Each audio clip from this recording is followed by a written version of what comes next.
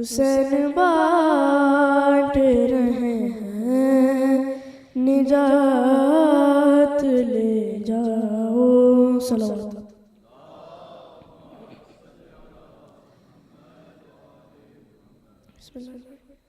या इमाम रज़ा या इमाम रज़ा या इमाम रज़ा या इमाम रज़ा या इमाम रज़ा या इमाम रज़ा। हर नफस हर घड़ी मेरे दिल से यही आ रही है सदा। या इमाम रज़ा या इमाम रज़ा या इमाम रज़ा। तेरी अज़मत पे भला क्यों न दलालत बनता, शेर कालीन का किस तरह न जिंदा होता। है हकीकत यही तेरी मर्जी में ही है खुदा की रज़ा। या इमाम रज़ा या इमाम रज़ा या इमाम रज़ा। गैर मुमकिन को यूं होते हुए देखा मुमकिन, जागती आँखों से जन्नत में गुजारे कई दिन। उसको क्या हो यकीन जिसने देखा नहीं कभी रोज़ा तेरा। या इमाम रज़ा या इमाम रज़ा या इमाम रज़ा। बरकत वाले मोहम्मद सल्लल्लाहु।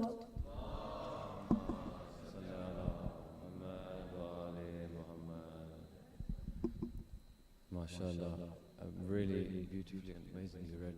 Every time I hear your voice, I'm just very captivated, MashaAllah. May Allah give you more and more and more, inshallah.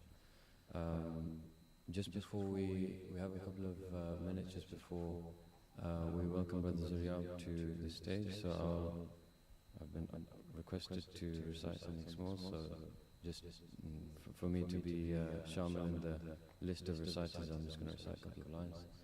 Muhammad wa ali Muhammad buland tar salawat.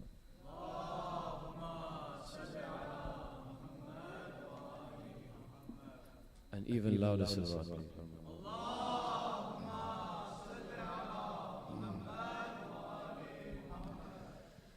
हमको अली के इश्क ने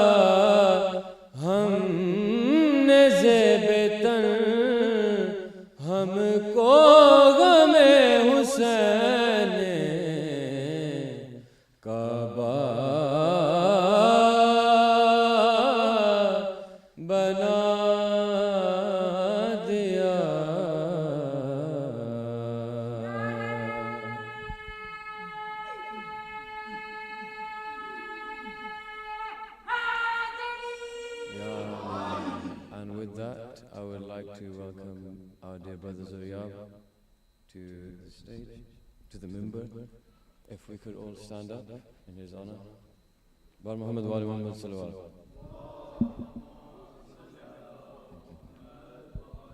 And can I ask all the boys to just move forward, keep walking forward a little bit.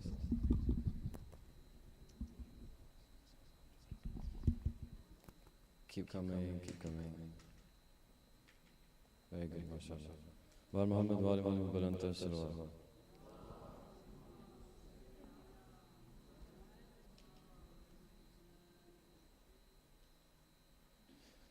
So I'm sure that most of you guys probably know Brother Zuriyaab. But for those who don't, the formal stuff is that he's done a BA Housing Studies at Islamic College, MA Islamic Studies, Islamic College, and he's currently pursuing studies with Najaf Hausa online, mashallah. Some of that I didn't even know, to be honest.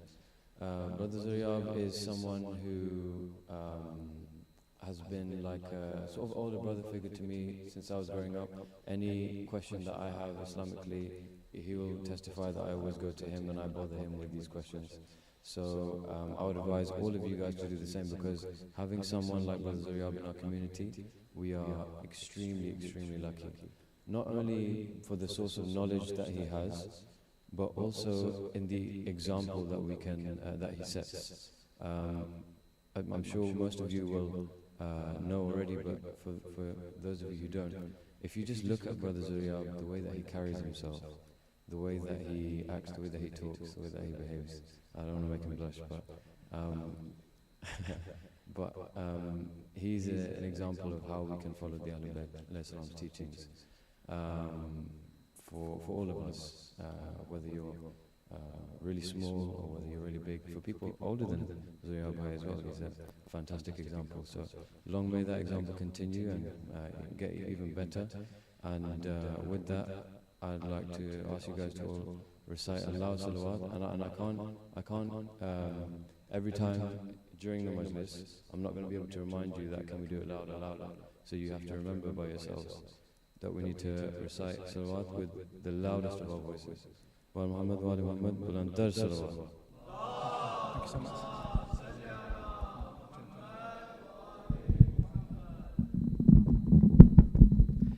Recite another loud salawat.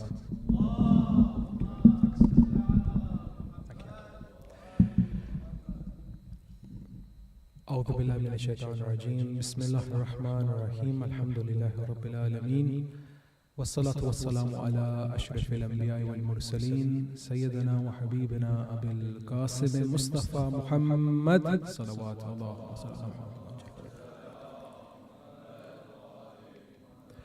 وأهل بيته الطيبين الطاهرين المعصومين. أما بعد، فقد قال رسول الله صلى الله عليه وآله وسلم: من مات ولم يعرف إمام زمانه مات ميتة جاهلية. First and foremost, we thank Allah subhanahu wa ta'ala for His infinite mercy, His blessing in allowing us to commemorate this majlis for Imam Hussein, his women, his children and his family. And we also express our condolences to the Imam of our time, Imam Zamana, on these days of tragedy and grief. I would also like to take this opportunity to thank 14, the whole organization, and my brother Zulifiqar, and in fact all of the respected youths here today. I am just like a moon, and I reflect the sunlight of the sun. So all of you, mashallah, here are the sunlights. I am only the moon. So any light you see in me is a reflection of how, mashallah, you all are. So don't forget how special all of you are, because there's only one of you. You may have a twin, you may have triplets, you may have brothers, sisters, uncles, aunties, abba, ajdad, great-grandfathers, whichever relative you resemble, you only resemble them. There's only one you. There will never be any other you again. The Quran here says, on Judgment Day, we will raise all of you by your fingertips. And science today proves no two humans have the same fingertips. Imagine how many billions of people have been made. That shows you that when Allah made you, each and every single one of you you've said today, He made you for a specific reason. What's that reason? Inshallah, in the next nights, tonight and the nights to come, we'll discover that together. A lot of requests have come in terms of what topics to be done, and the main topic which all of the youths have picked was Imam Zamana, the Imam of our time. Who is he? How does he look? Where is he? Why can't I see him? If I'm meant to be benefiting from him, I need to see him. And if he's not here yet, when will he come back? What are the signs? So inshallah tonight, today, and the next 4 nights to come, inshallah, we'll be looking at this topic of Imam Zamana, as well as some subtopics. So the subtopics include, why do we have tabuts? What's the purpose of alams? Why do we pray on turba? Many other things, inshallah. And by the way, if you have any more suggestions, don't shy away. Feel free to ask us. Inshallah, we'll cover them in the nights to come as well. To begin with, if I was to ask you, what's the 12th Imam's name? Can anyone tell me what's his name? Imam Mahdi, okay. What does Mahdi mean? Someone from the boys' side. What does Mahdi mean?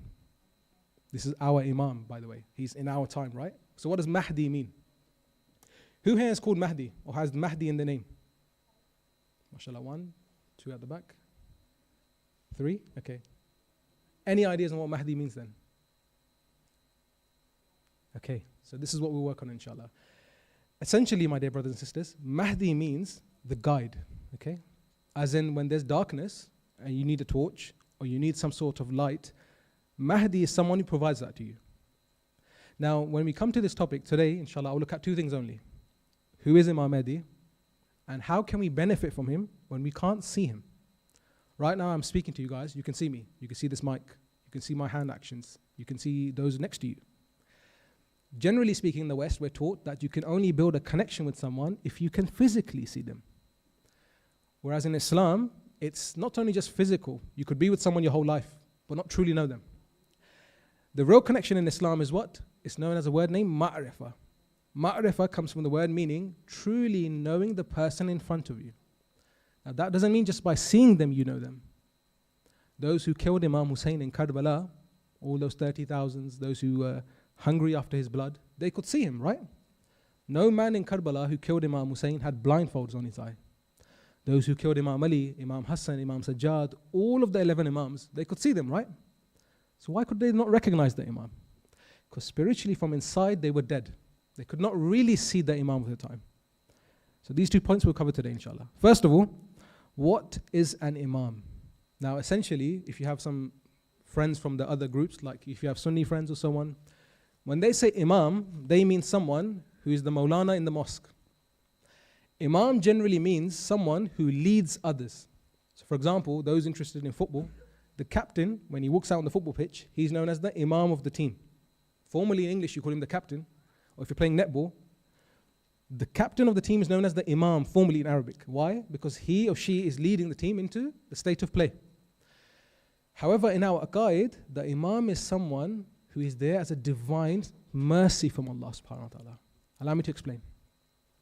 You see, we have Allah, then we have the prophets, then we have the Imams, okay? So imagine it as a diagram. Allah, the prophets, then the Imams, okay? Allah sent the Quran. Allah told you what's wrong, what's bad. He sent these as divine rules. It's the Prophet's role to take this and bring this to the community. So the Prophet is a teacher, but that's all he does. He's not meant to grab you by your hands and show you and take you physically to what it means. He would say to you what's haram, what's halal, if you have any questions, but that's it. The duty of the Imam is he takes you by your hand and connects you to the Prophet's teachings. So if the Prophet is the head teacher, the Imam is like your personal tutor, so to speak, for lack of better words.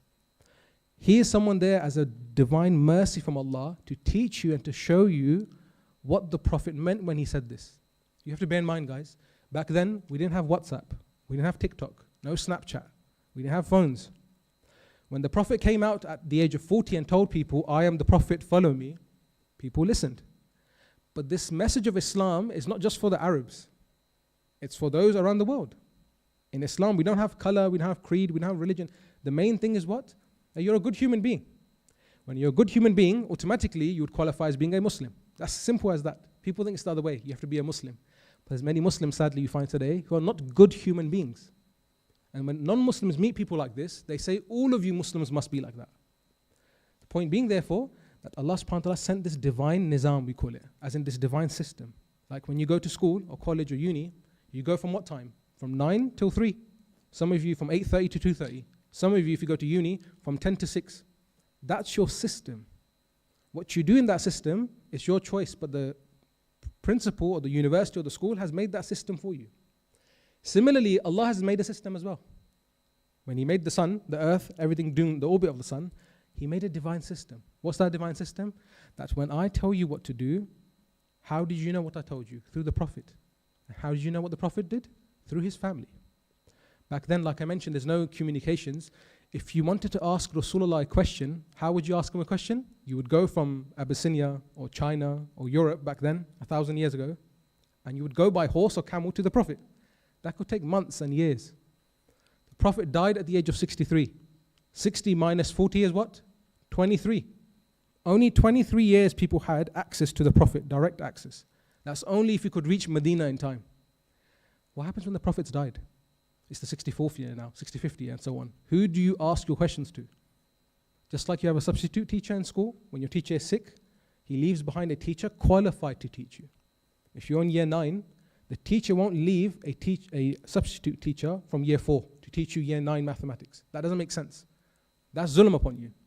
If you have a question to do with quadratics or English or poetry or science, whatever, the sub-teacher needs to be at the same level, right? That's why it's called the sub-teacher. Similarly, when Rasulullah has now left this world, he must leave behind a sub-teacher. That's where the concept of imama comes in. Now, there were some prophets who were also known as imams, like Nabi Ibrahim and the likes. But when we talk about Imam Ali, Imam Hassan, Imam Hussein, they are specifically at that station of imama. So imama, in other words, is what? A divine guidance from Allah subhanahu wa ta'ala. Now, coming to our Imam, Imam Mahdi, anyone want to guess how old he is? Any guesses, brothers, sister side? How old is Imam Mahdi? Yeah? Close. The brother here said 1400 years. Close. Yeah? 23 years old? No. Close. Okay. No, sorry. Sister side, anyone? How old is Imam Mahdi? Any guesses? We've had 1400, we've had 23. It's close to 1400. Yeah, bismillah. 160? No. Okay, I'll give you the answer. It's close to, you want to try? 140? No. 56? No. Yeah. 1,500? No, close. It's closely to, brother at the back? Well done. 1,150. Okay, very close to that. 1140. We'll give the brother the correct answer, mashallah. Salawat for the brother. Allahumma salli ala Muhammad. So he's approximately 1,140 years old, okay? Now, you can imagine, how can he stay alive for that long? What is he eating? What's happening? We'll cover that in the time to come. That's not our topic for today. We're just trying to get a better knowledge of who Imam Mahdi is and how I can benefit from him. In the nights to come, I promise you, we'll look at more of how he's living, how does he sustain himself. That's in the nights to come. So he's 1,140 years approximately, let's say. And he was 5 years old when he went into Ghaibah. Now you've got to bear this in mind, guys. The oldest Imam we have is Imam Jafar Sadiq alayhi salam, the 6th Imam. He was 65 years old when he was poisoned. Not one Imam was allowed to live more than 65. Do you know how tragic that is? Back then in Arabia, the common age of people was around 95. If you heard someone was 140 back then, it wasn't uncommon. People lived healthy lifestyles. They ate good fresh fruit, food, and so on. There was no pollution from the cars, so the air they were breathing was fine. There was no diseases that we have today. If you look back then, mental health and all these things, they didn't really exist. And so some scientists today believe the reason why we have more diseases today, the likes of cancer, mental health, and these things, is because of the food we take. Your sugar, your enzymes, whatever you eat in the food you had, it's not really pure as it was back then. Anyway, that's a topic for another time. The common age back then was what? 95. Which Imam is the oldest? 65, the 6th Imam. So before that, you had Imams at the age of 40, 45, 65. After Imam Sadiq, however, the graph, if you have a graph and you look at it, the Imams are this old.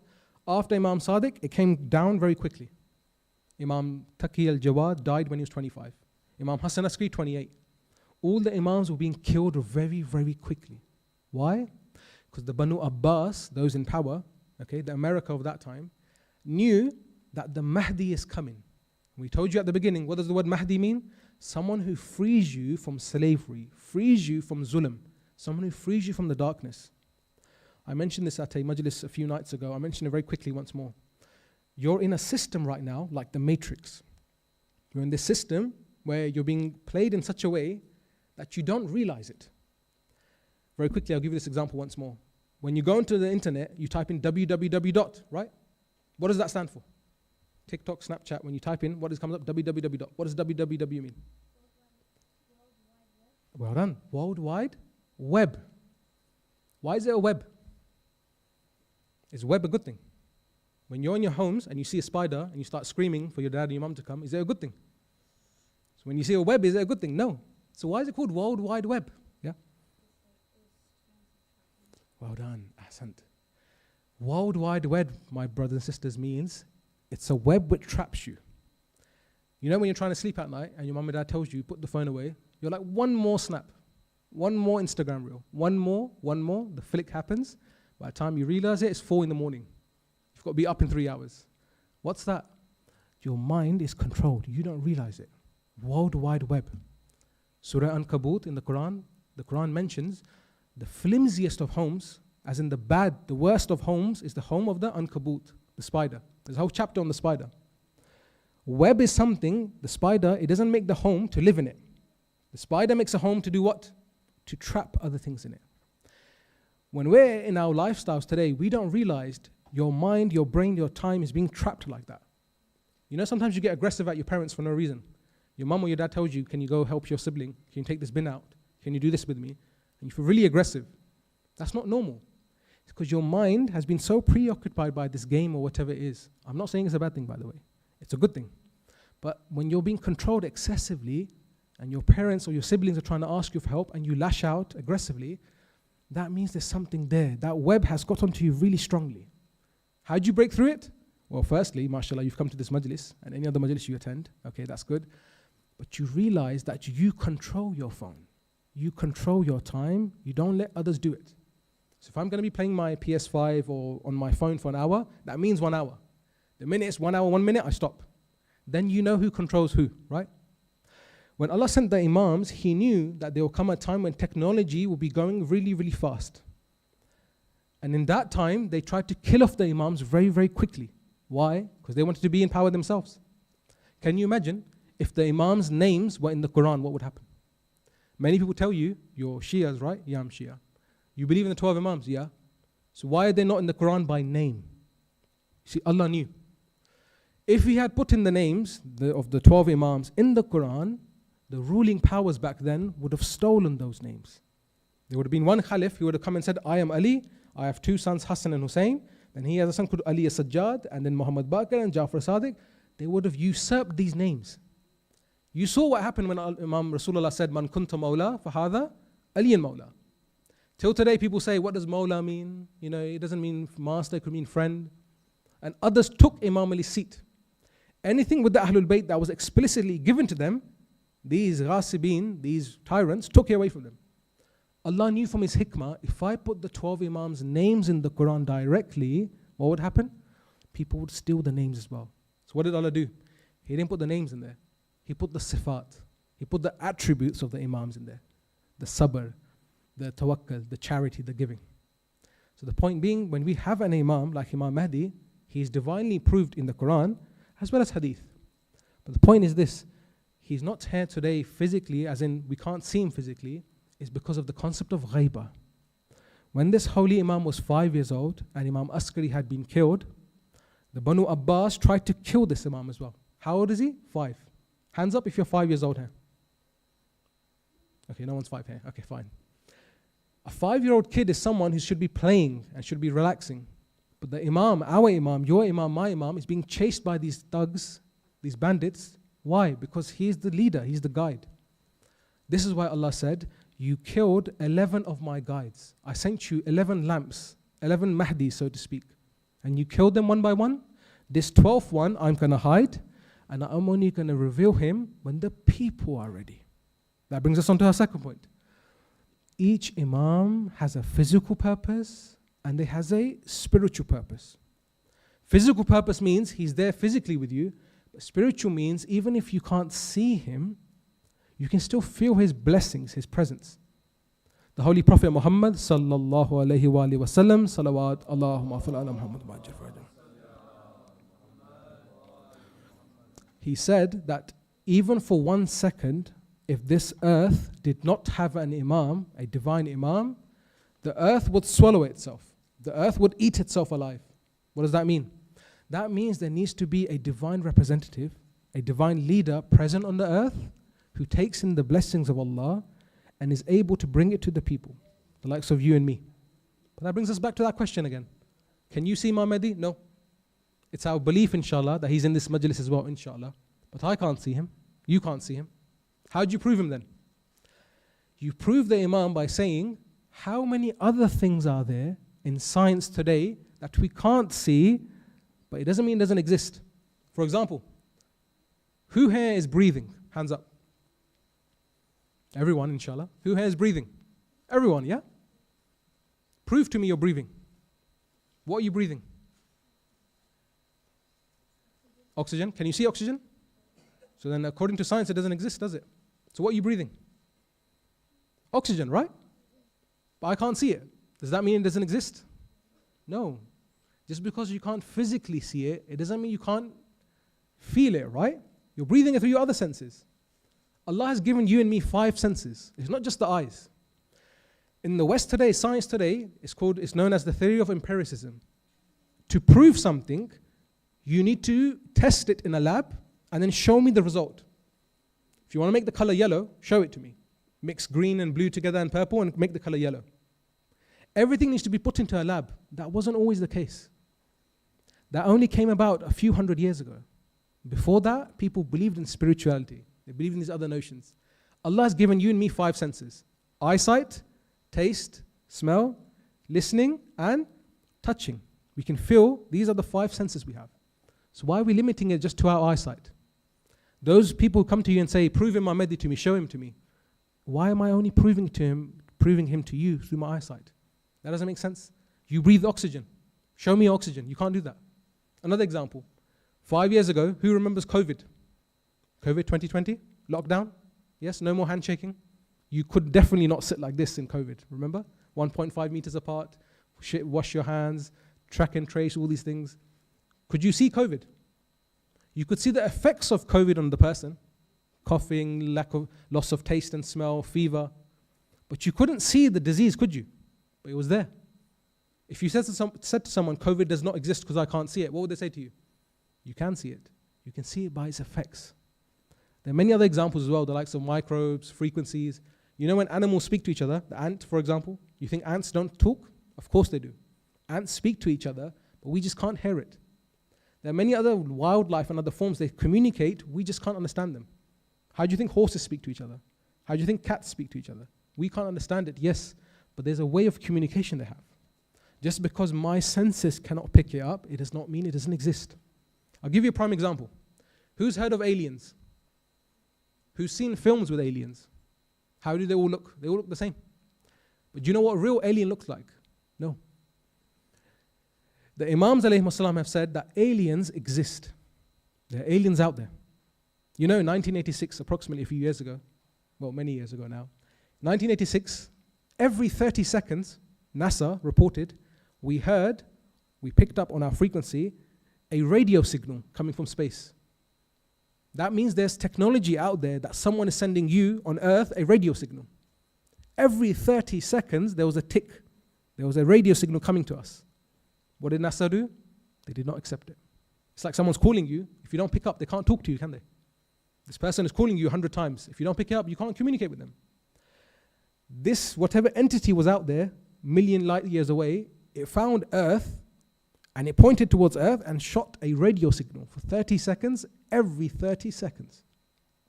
And NASA was too scared to pick it up because they were like, we don't know what's out there. We think we have technology, we're the most advanced society. We don't know what they have, if they also have a radio signal. The point being, other forms of life exist. There are other aliens out there. They may not necessarily look like what the Hollywood and Bollywood films show you, no. But other forms of life exist. We're not the only creation. But this is the best thing about it. This is the beauty. Allah subhanahu wa ta'ala says, you all here, you're the best of creations. Ashraful makhluqat is you humans. Not the dinosaurs, not the cavemen, not the other aliens. Because you have something they don't have. You have free will. You have the imams. Their system is slightly different. We'll look at that another day, inshallah. The Point being, just because you can't see something, my dear brothers and sisters, it doesn't mean it doesn't exist. I'll give you another example. You and me, we have science and the Ahlul Bayt. We are so blessed to have both. There are many out there who only have science, atheists. They don't know what Ahlul Bayt are. But when they come across the Ahlul Bayt, they realize what gems we have lost. I'll give you a prime example. Hands up again if you heard of the name Albert Einstein. Hands up. Everyone's heard of him, alhamdulillah. They say Albert Einstein, when he died, there's some theories out there that he was most likely, not proven, it's not proven, I repeat again, it's not proven, but most likely he was very impressed by the Shia faith. Do you know why? He says in the 1960s, I wrote letters to all of the schools of faith out there. I wrote letters to the Buddhists, the Hindus, the Christians, the Muslims, the Wahhabis, the Salafis, the Sunnis, the Shias, everyone. And he said the responses I received from the Shia ulama really affected me. I said, what do you mean? He said, when I was making my E equals mc squared, his main theory of relativity about light and traveling at light speed, he wrote a letter to Ayatollah Burjardi, may Allah bless his soul. And Marhum Ayatollah Safi Gul Paygani, he's buried in Karbala in the shrine of Imam Hussein. He says, I was a student in the office of Ayatollah Burjardi in Qum. And he says, I'm a witness, bag full of letters. Again, there's no technology, there's no emails back then. Bag full of letters used to come to the office of Ayatollah Burjardi from Albert Einstein. And he says, Ayatollah Burjardi would reply back to each and every one of those letters. One of the things that really impressed Einstein about Shia Islam, the Islam that you and me have, alhamdulillah, is he asked them, is space travel possible in Shia Islam? Ayatollah Burjardi said, yes. He said, prove it. He said, when Rasulullah, peace be upon him and his family, he went on the Miraj. He sat on what? A horse named Burak, right? Someone said Burak. Now, it may not necessarily be a horse with, 2 ears and like a unicorn horn, but for humans, that's the closest thing we can resemble it to. It might have just been a other creation. But Burak, what's the root word of Burak? What does it mean? Bark, okay? Bark is what? Electricity. So to speak, Rasulullah sat on electricity and broke through the speed of light to go to the heavens. Einstein heard this, he saw the Quran, and he said, Shia Islam, out of all of my other researches, he went to many conferences, many private gatherings, he said, Shia Islam impressed me the most. Imagine we have this, but we don't realize this. As in the Imam of our time, Imam Zamana, the hadith mentions, I've seen this with my own eyes, when Imam Zamana has his zuhur, do you know what exciting times are ahead of for you guys? You think FaceTime is the most closest thing you have to, talking to others. The hadith mentions when Imam Zamana comes back, people will be able to physically teleport themselves. Again, it sounds funny. You may not believe in it. Go back 50 years, people didn't believe in these phones either. I know of this uncle, who's very simple-minded. He came from a village in Pakistan. He says when the first TV came out in our village, it was black and white, they would tell other relatives that we see 2 people in this box. And we can see them, and maybe they can also see us. So they'll be covering their faces. And you tell them, grandma, granddad, it's just a TV. They can't see you. And they'll say to you, no, you don't know. I can see them, so they can see me as well. Sounds funny, but this is how it was. TVs were a new thing 50 years ago. There was no concept of iMessage and all these things. But we have it today. Who knows what the future will have? This is why it's so important to know the Imam of your time, my time. The time of Imam Zamana is one of the most impressive of all times. Why? Because Imam Ali, his hukuma was only in Arabia. The people around the world were not ready to accept Imam Ali globally.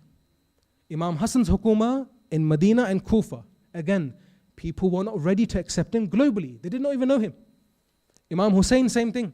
People in Arabia knew him. Outside, not so much. Now with Imam Zamana, the narration mentions, people around the whole world will finally know who he is. That's what makes our Imam different from all the other Imams. As in his government, his rule will be across the whole globe. That's why, you see people 313 in their bio, 313 on their hands. Yeah, 313 necklaces. It's amazing, by the way. It's good. I'm not against it. But what does 313 really mean? 313, yeah? How many people will be in the army of Imam Zamana? Someone had their hands up on the sister side as well. 313, what does it mean? Anyone from the brother side? 313? So he said, how many in the army of Imam Zamana? But what else does it mean? Why is it not 314? Why not 312? Why is it only 313? Why not 323?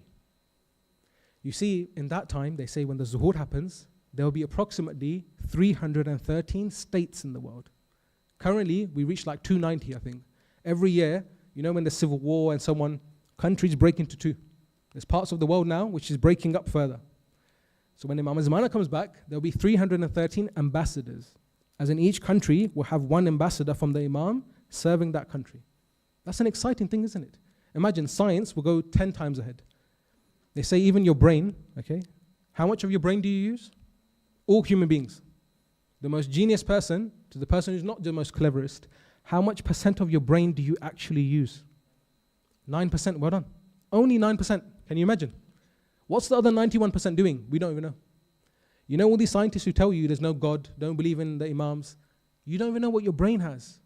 91% of the brain we don't even know how to use. We call it grey matter. It's just there. We don't know what he's doing. Whereas when Imam Zamana comes back, the hadith mentions, he will put his hand on the heads of his believers so to unlock that 91%. Can you imagine how further in society would go when we have the other full 100%? So it can only be achieved in the time of the Imam. Therefore, in summary here, what did we mention? We know the Imam, okay fine. We know how old he is, okay. But why can't I see him? Seeing is not believing. There's another thing within you. All of you have this. It's called the fitrah, your innate nature. You know you have a baby, right? When the baby's growing up, some of you have had baby siblings, cousins, and so on. You've seen when a baby's growing up, it learns to crawl, it falls down. Then it learns to walk, it falls down. You can't teach the baby everything. There's something inside of him or her which they pick up naturally. For example, there's radiators across the hall. If a baby touches the radiator and it's extremely hot, what does the baby do? Does it keep his hand next to it? It pulls it back instantly. That instinct is known as fitrah. There are certain things each and every human has which the Imam, when he speaks to you, he connects to that. That is known as your innate nature. So seeing is not always believing. All these magicians, when they do magic tricks and so on, they're playing tricks on your eyes. Someone can trick your eyes, they can trick your ears, they can trick your senses, but no one can trick your heart. And so it brings me to my final point here. Knowing the 12th Imam is so crucial because if we know him, we'll know ourselves better. You know when you make friends, or if you really like someone in your life, you like them because they bring value to you. This is my best friend, he or she, why? Because I can play games with them. I can do coloring with them.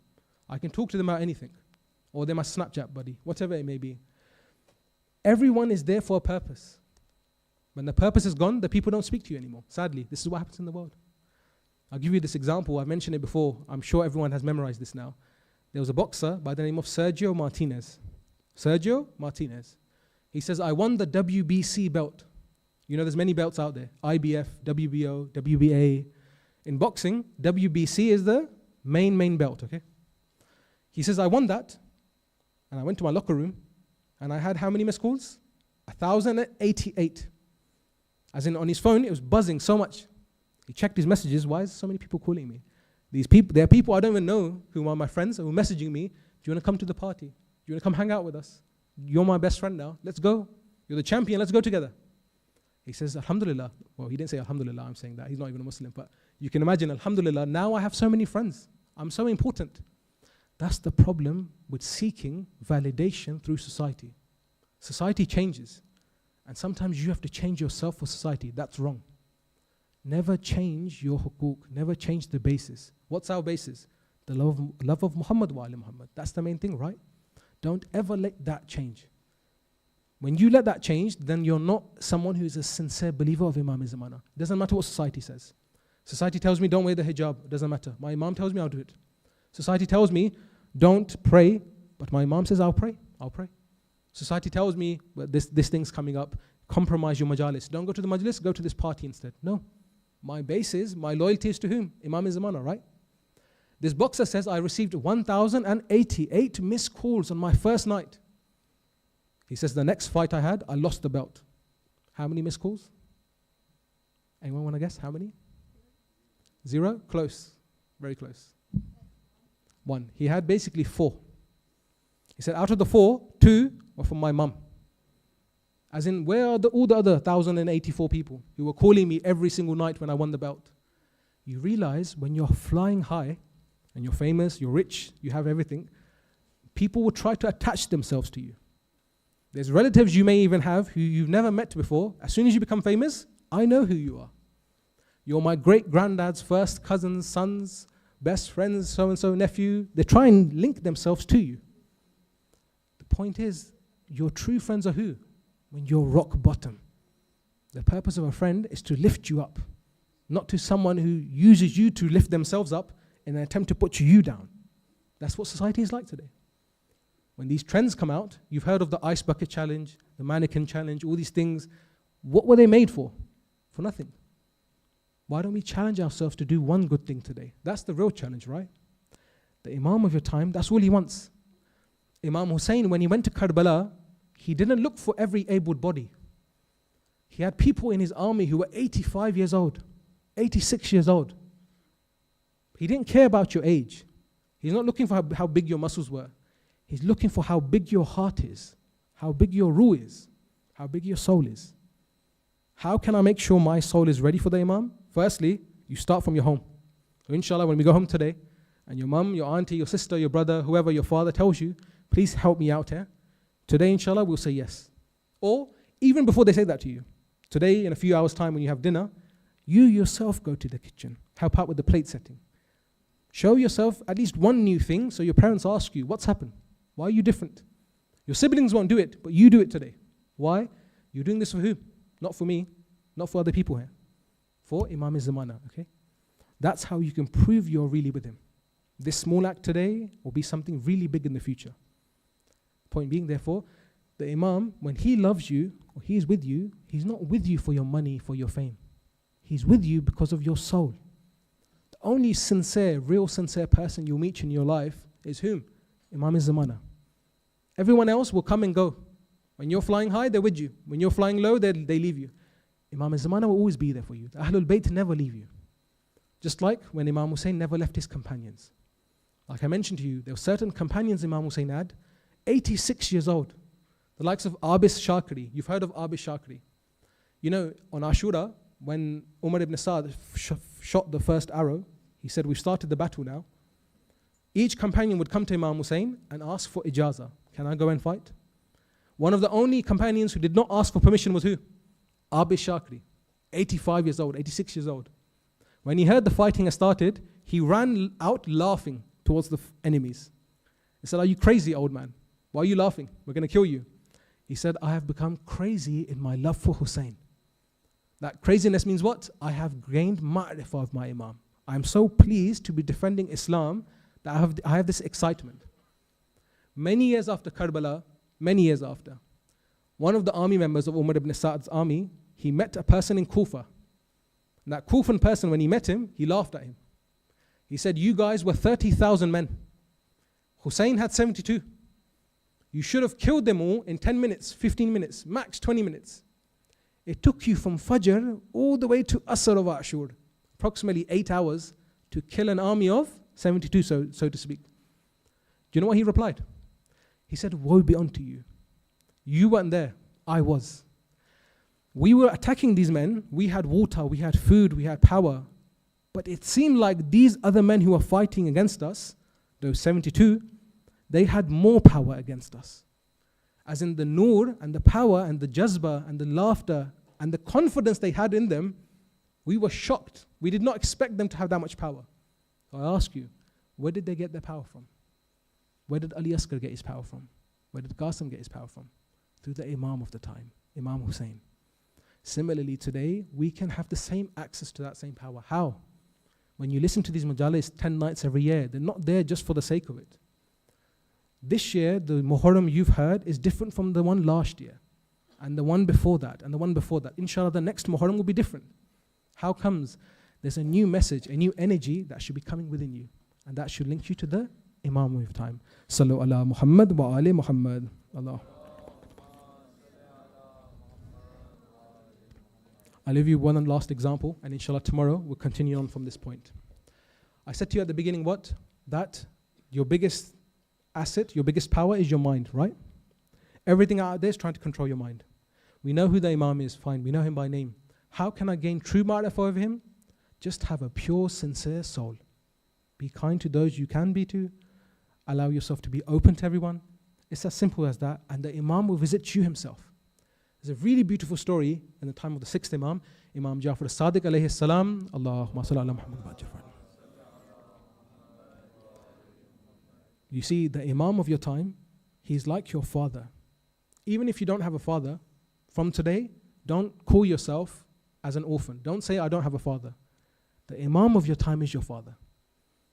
This person who came to Imam Ali and she said, my father is not alive anymore. So what should I do? And the Imam replied, don't say that. I am your father. Who said you don't have a father? The Imam is your father. Or if, for example, you lose a mother or someone big in your household and you feel like, I don't have anyone left, don't worry. The Imam is there. Our mother, our father, baby anta ummi, when we say that for Imam Hussein, it means you are greater than our parents. In the time of the sixth Imam, there was a man, he was at home, he remembered a sin he had done, he became extremely guilty. When he became extremely guilty, he left his home. When he left his home, he turned into the bazaar. Who does he see coming towards him? Imam Jafar Sadiq. Now the beauty is this, when your Imam meets you, he knows what position you're in. He knows if you're happy, if you're sad, what's your heart like. The Imam, the Hujjah of Allah, one of the daleels, the proof for him being the Hujjah, is he knows what your heart is going through. He knows what your mind is going through. Now when he saw Imam Sadiq walking towards him, he knew that the Imam knows I am guilty because of my sin. So he felt embarrassed. He felt sharam inside of him. He saw the Imam coming. He pretended like he didn't see the Imam. You know when you try blank someone, you see them and you don't make eye contact, you look the other way. He did that to Imam Sadiq, but the Imam was following him. So he's walking down now, he looks behind, the Imam is behind him. Not shoulder to shoulder, but at a few distance, the Imam is behind him. He took a left through the bazaar, he went down, he stopped, he looked behind him, Imam Sadiq is walking behind him. Everywhere he's going, every left and right he has taken, he looks behind, Imam Sadiq is behind him. Until he reaches the final dead end. Now when he reaches this road, it's dead end. There's no other way through. He looks behind, Imam Sadiq is following behind him. Just like today, you know, if someone wants to talk to you, and you're not in the mood to talk to them, what do? You take out your phone. You pretend you're on your phone, or you pretend someone's calling you, but no one's calling you. You just don't want to talk to that person.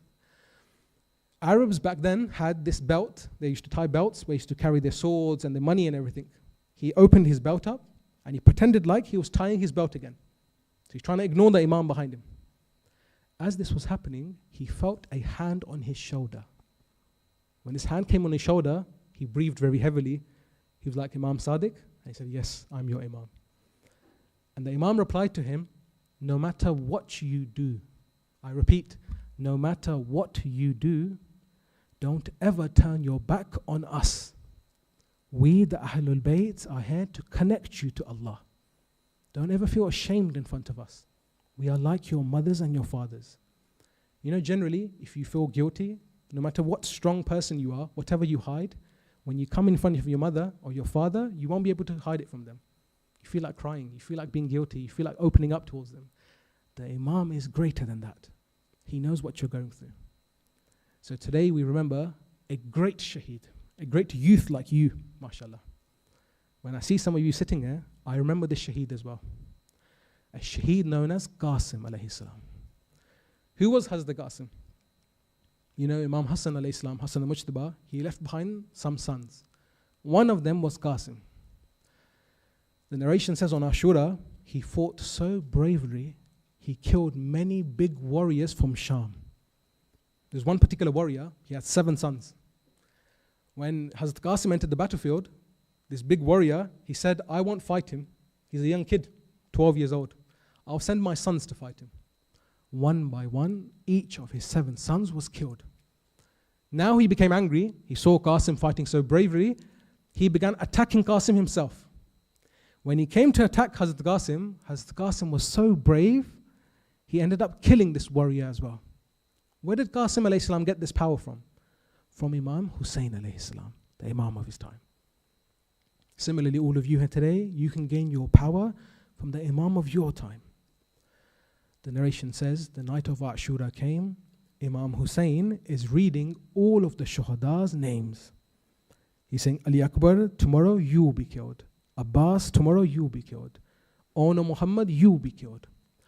Each Shaheed Imam Hussein is reciting, Qasim stands up each and every time. My uncle, is my name in this list? Imam Hussein said, Qasim, sit down. He kept reciting Muslim ibn Awsajah, Habib ibn Madahir, Zuhair bin Kain, all these beautiful names, you will be killed tomorrow. Qasim stood up, oh my uncle Imam Hussein, is my name in that list? Imam Hussein said, Qasim, what does Shahada mean to you? What does death mean to you? He said, Ahali min al-asl. My uncle, my beloved uncle, for you, death to me is sweeter than honey. As in, I would rather die than to live without you being alive. Imam Hussein looked to Qasim. He said those heartbreaking words. He said, Qasim, you think your name's not in this list? Even your baby brother Ali Asghar's name is in this list.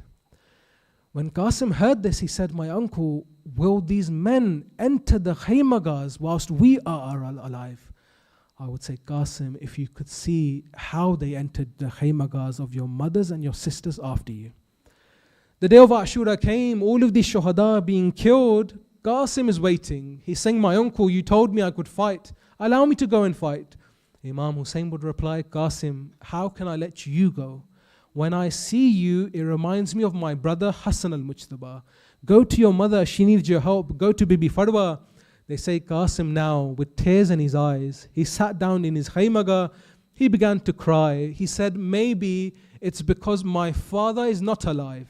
Maybe it's because I am a yatim, Imam Hussein is not letting me fight. But as this was happening, Bibi Farwa came to him, his mother. She said, Qasim, I remember a wasiyah from your father. He said, Farwa, when Qasim goes through his most difficult time, give him this letter from me. When Qasim read this letter, now he began to smile. As he was smiling, he came to Imam Hussein. He said, oh, Abu Abdullah, this letter here is for you. What was in this letter? It was a letter from Imam Hassan. He said, oh, my brother Hussein, a time will come upon you when you will be surrounded by your enemies. I won't be there, but my son Qasim will be. Hussein, allow my son Qasim to fight for you. Now Imam Hussein began to cry. He said, Qasim, you've brought me a safarish, you've brought me a wasila, I can't say no anymore. You've brought me the letter of my brother Imam Hassan. Do you know what my heart says? The narration says Imam Hussein cried, but it doesn't say why he cried. My heart says he cried because of this. He would remember when Imam Hassan and Hussein were there together in Medina, and those men came to that door, and their mother Fatima was behind the door. The late respected Ayatollah Hassan Zadeh Amuli, he says that once Imam Hussein was crying, but Imam Hassan was crying even more. Imam Hussein said he was 7 years old. He asked his brother Imam Hassan, who was 8, my brother, why are you crying so much? Is it because you miss our mother? Imam Hassan replied, oh Hussein, I cry because what I saw, you did not see. I would say, Imam Hassan, what was it that you saw that Hassan did not see, that Hussein did not see? Imam Hassan would reply, I was coming back from the darbar with my mother, and there was one alley in Medina. We were trying to cross that alley, but that man came in between with his horse. He said, Fatima, give me what you have in your hand. Fatima said, no, this is from my father Rasulullah. He said, Fatima, if you don't give it to me, I will take it by force. So Imam Hassan says, I saw that man approach my mother. He began slapping her across her eye. My mother came to the ground. I was there trying to help my mother come to the front. I would say, Imam Hassan, you saw your mother being slapped once and you could not take it. The narration says, Imam Hassan never walked in that gully again. He never walked through that street again. They would say, why? He says, because every time I walk through this street, I remember when they hit my mother. I would say, Imam Hassan, one hit on your mother, you could not take it anymore. My salam goes to Imam Sajjad. From the bazaars of Kufa and Sham, every street Imam Sajjad is walking in. This man hits the likes of Bibi Sakina. The other man hits the likes of Lady Zainab. The other woman throws rocks on Kulthum. Imam Sajjad is walking through all of this. Imam Hussein said, Qasim, now you must go to fight. The narration says Qasim came forward. Imam Hussein dressed him in his battle armor. He was now ready to go and fight. He said, Qasim, wait 1 minute. He said, oh Zainab, come say your final salam. When Bibi Zainab came to see Qasim, she began to cry. She said, oh Qasim, today you resemble Imam Hassan so much. Then Imam Hussein said, Qasim, before you leave, will you not hug your uncle for the final time? The narration says Qasim hugged Imam Hussein. They both cried so much that they both fell unconscious. I finish with these words. Now the day of Ashura came. Qasim is fighting very bravely. Umar ibn Sa'd gave the cry, surround this young boy. Fight him from all sides. Don't fight him one-on-one. Surround him, hit him with whatever you have. The narration says, whoever had an arrow now began shooting arrows at Qasim. Whoever had their swords began trying to hit him with their swords. As this was happening, Qasim gave the cry, oh my uncle, come to help me. Oh my uncle, come to help me. The narration says, Imam Hussein blistered into the battle of Karbala. Now fighting broke out amongst the army. They were fighting Imam Hussein from one side. They were fighting Mullah Abbas from the other side. These horses now began running from the right to the left. All Imam Hussein can hear is, oh my uncle, help me. Oh my uncle, help me. Oh my uncle, help me. But these horses ran from the left to the right side, from the right to the left side. When the dust now settled, Imam Hussein looked. One Qasim left the Khaymagaz. But now there was Qasim in front of Hussein. There was Qasim on the right side of Hussein. There was pieces of Qasim on the left side of Hussein. Imam Hussein said, oh Qasim, it gives me great difficulty. It hurts me a lot that you called me to help you. But by the time I came to help you, you were not in a position I could help you anymore. What does the narration say? Imam Hussein opened his abba. He began picking up the pieces of Qasim from in front of him, the fingers from the right side, the pieces from the left side. He made this guttery, he made this sack, this bag. He began carrying it towards the Khaymagaz. Bibi Farwa was watching. She said to Bibi Fidda, where is my son Qasim? Bibi Fidda replied, Hussein is bringing his body back to the Khayma now. She said, but my son was 12 years old. He was a Jawan. When he left the Khaymas, I saw him on his horse. Why is Hussein bringing back this bag? Bibi Farwa would reply, Imam Hussein would reply, Farwa, don't blame me. Whatever I could find of your son, I have now brought him back to the Khaymagaz. Oh Farwa, don't blame me. Whatever I could find of your son, I have now brought back to the Khaymagaz. Allah la'natullahi al-qawmi zalimin wa saya'lamu allazina zalamu ayyamun kalibi yankalibun. We ask Allah subhanahu wa ta'ala for the sake of Hazrat Qasim to accept our humble offering, to forgive us of our sins, and to allow us to be with Imam Zamana fi dunya wa fil qabr wa fil akhirah. Matame Hussein.